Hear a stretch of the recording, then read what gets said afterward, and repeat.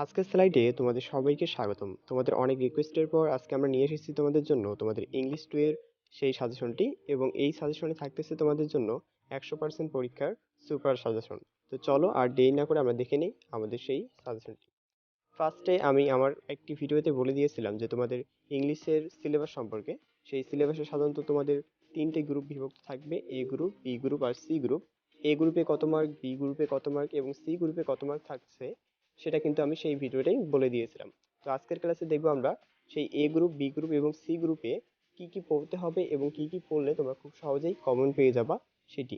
তো ফার্স্টে দেখো, আমাদের এ গ্রুপের জন্য যেটি পড়তে হবে, কিছু প্যাসেজ রয়েছে, সেই প্যাসেজগুলো পড়তে হবে। তার মধ্যে প্রথমেই রয়েছে নেলসন ম্যান্ডেলা। খুবই ইম্পর্টেন্ট, ভেরি ভেরি ইম্পর্টেন্ট, এটা তোমাদের অবশ্যই পড়তে হবে।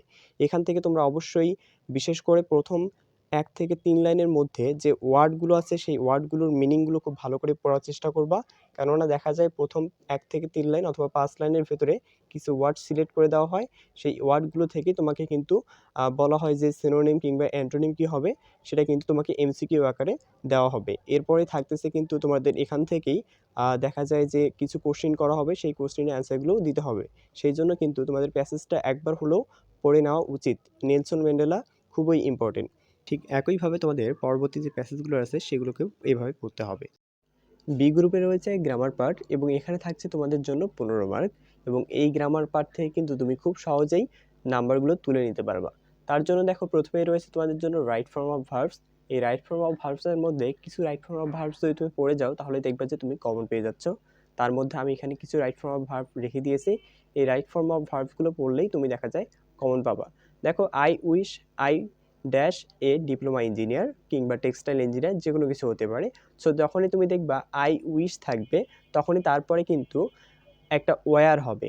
I wish, I were a king, কিংবা আই উইশের পর আই এর পর যে তুমি বিটা দেখতেছো, এখানে মূলত তোমার পাস্ট ফর্মের সিঙ্গুলার না ভার্ব না হয়ে প্লুরাল ভার্বটি বসবে। সেই জন্য কিন্তু আমরা আই উইশ আই ওয়াজ না বলে আই ওয়ারটাকে বলি।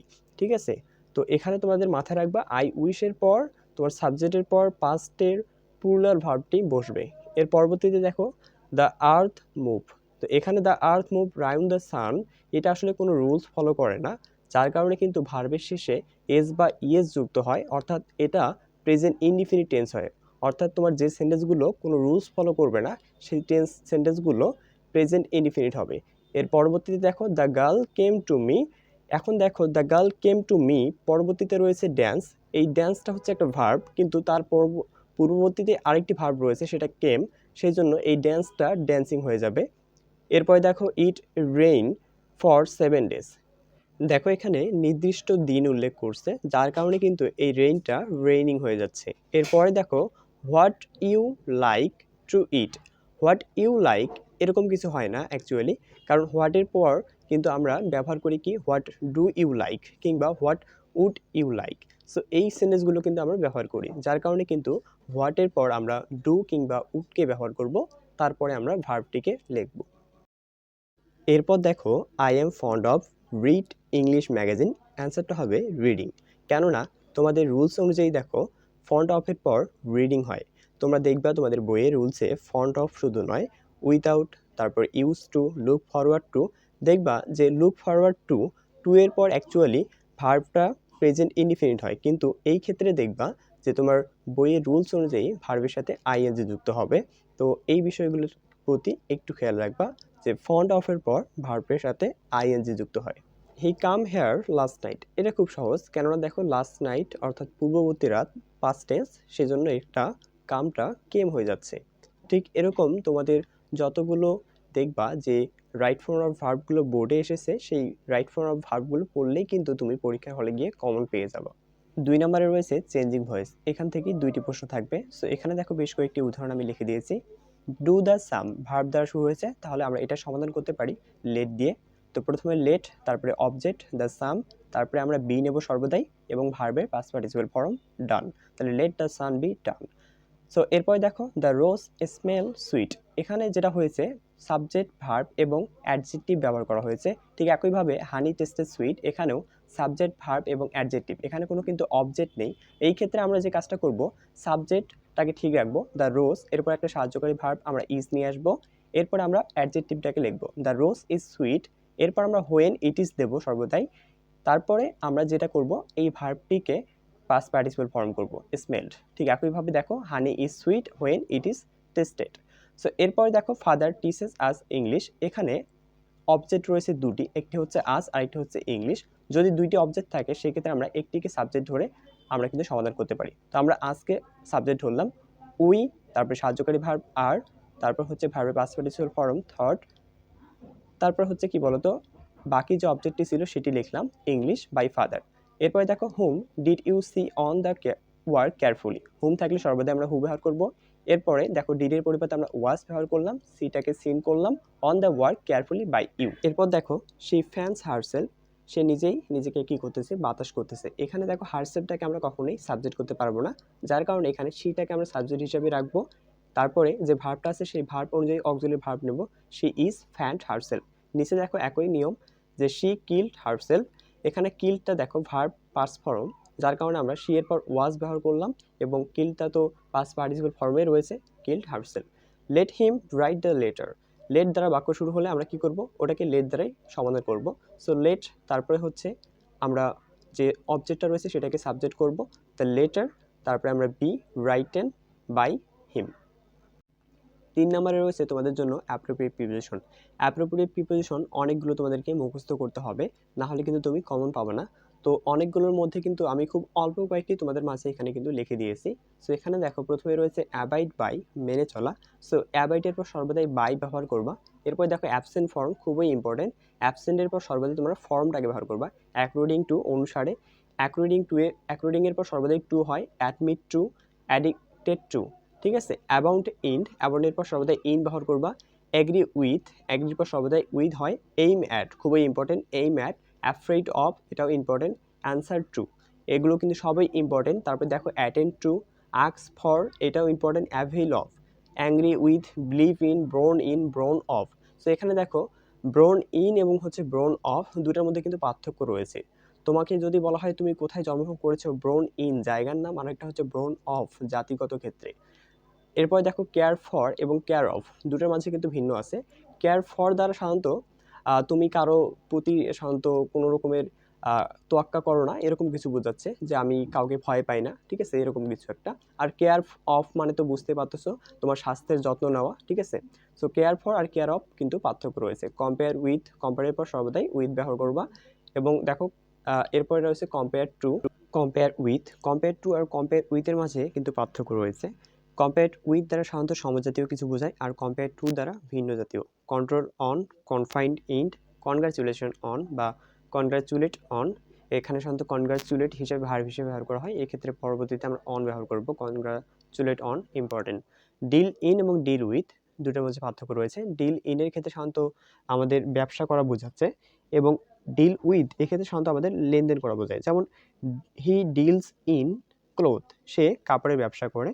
আর যদি আমরা লেনদেনের কথা বলি, for my business I have to deal with many people. তো এই দুটো কিন্তু একটু পার্থক্য রয়েছে, একটা হচ্ছে deal in, deal with. Die of, die by, খুবই ইম্পর্টেন্ট। ডাই অফটা কিন্তু খুবই ইম্পর্টেন্ট, কেননা ডাই অফ ক্ষেত্রে সাধারণত অনেকবার বোর্ডে আসছিল।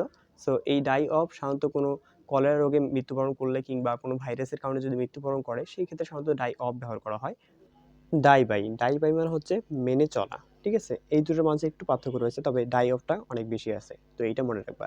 এলিজিবল ফর, এটাও খুব ইম্পর্টেন্ট। এলিজিবল ফর সর্বদাই ফর বসে। Famous for, faith in, fond of, hanker after, live on আর হচ্ছে লিভ ইন, দুটোর মধ্যে পার্থক্য রয়েছে। লিভ অন মানে হচ্ছে কোনো কিছু খেয়ে বেঁচে থাকা, লিভ ইন মানে হচ্ছে কোনো জায়গায় তুমি যে বসবাস করো সেই ক্ষেত্রে। ওপেন টু, ইউজ টু, এতটুকু পড়লেই মোটামুটি তুমি এখান থেকে কিছুটা কমন পাবা, তবে তোমাকে অবশ্যই আরও বেশি করে অ্যাপ্রোপ্রিয়েট প্রিপোজিশনগুলো কিন্তু পড়তে হবে। 4 নম্বরে রয়েছে কমপ্লিটিং সেন্টেন্স। প্রথমটা দেখো, there is a proverb that. So এখানে প্রভার্ব দ্যাট মানে হচ্ছে যে কোনো প্রবাদ বাক্য তুমি নিতে পারো।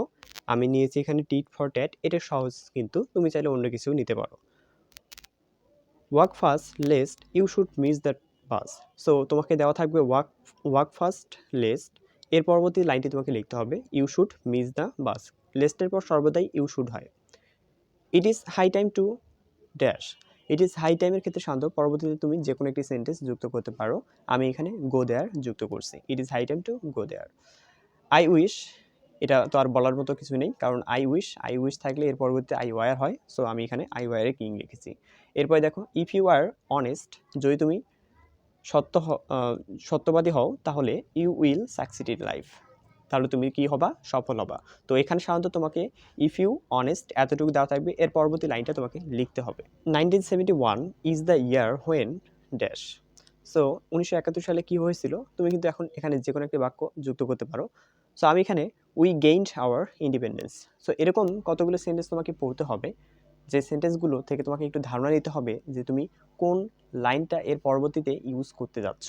সো ওই সম্পর্কে ধারণা না থাকলে কিন্তু তুমি তোমার কোশ্চেনের অ্যান্সারটা করতে পারবে না। 5 নম্বরে রয়েছে পাঞ্চুয়েশন অ্যান্ড ক্যাপিটালাইজেশন। এটা নিয়ে তেমন কিছু বলার নেই, কারণ তোমরা ক্লাস 9 যদি একটা ন্যারেশন ফলো করো তাহলে কিন্তু তোমাদের হয়ে যাবে, এবং সেখানে যদি দেখো যে কোথায় কমা কোথায় অ্যাপোস্ট্রোফি হচ্ছে, তাহলে কিন্তু তোমাদের হুবহু তুমি কিন্তু কমন পেয়ে যাবা। সো ওখান থেকে একটু নিয়মগুলো ফলো করবা, তাহলে কিন্তু তোমার হয়ে যাবে পাঞ্চুয়েশন অ্যান্ড ক্যাপিটালাইজেশন। 6 নম্বরে রয়েছে সেন্টেন্স স্ট্রাকচার। সো এখানে দেখো সাবজেক্ট প্লাস ইন্ট্রানজিটিভ ভার্ব, প্রথমে যেটা লিখে দিয়েছি এটা ইম্পর্টেন্ট। একটি সেন্টেন্স মুখস্থ করলে কিন্তু হয়ে যাবে। The sun rises, subject plus transitive verb. We eat rice, subject plus transitive verb object 1 object 2। We made him captain, subject plus verb plus object 1 object 2। He called me a liar, subject plus transitive verb object plus adjective. We found him dishonest, subject plus linking verb plus object. He looks nice, linking verb হিসেবে এখানে লুকসকে ব্যবহার করা হয়েছে। 7 নম্বরে রয়েছে phrase. তোমাদের সাধারণত দুটা ফ্রেজ দেওয়া হবে, এই দুটা ফ্রেজ থেকে সাধারণত দুটা বাক্য তৈরি করতে হবে। সো এখানে দেখো নিচে আমি কিছু ফ্রেজ লিখে দিয়েছি, এই ফ্রেজগুলো তোমাদেরকে একটু ভালো করে পড়তে হবে। এছাড়াও তোমাদেরকে কিন্তু তোমাদের বইয়ে যে ফ্রেজগুলো রয়েছে সেই ফ্রেজগুলো কিন্তু তোমাদেরকে পড়তে হবে, কেননা বোর্ড থেকে প্রশ্ন সাধারণত ফ্রেজের ক্ষেত্রে ভিন্ন করা হয়ে থাকে, যে ফ্রেজ থেকে সাধারণত এক একবার এক এক রকম প্রশ্ন আসে, সেই জন্য তোমাকে বোর্ডের ফ্রেজগুলোকে ভালো করে পড়তে হবে। গ্রুপ সি, গ্রুপ সিতে রয়েছে রাইটিং পার্ট। রাইটিং পার্টে থাকতেছে তোমাদের জন্য 30 মার্ক, এবং এই 30 মার্কের জন্য তোমাদের মোট প্রশ্ন করা হবে 6টি। প্রথম প্রশ্নে থাকতেছে তোমাদের জন্য প্রসেস রাইটিং, তারপরে থাকতেছে কমপ্লিটিং স্টোরি, তারপরে থাকতেছে ডায়লগ রাইটিং, এরপরে থাকতেছে poster writing, report writing, graph and chart, অথবা গ্রাফ অ্যান্ড চার্টের পরিবর্তে কিন্তু সামারি রাইটিংটাও আসতে পারে। সো আমরা মোটামুটি 6টাকে বেছে নিয়েছি এখানে। সো চলো আমরা 6টা কী কী রয়েছে এখানে সেগুলো আমরা দেখে নিই এক এক করে।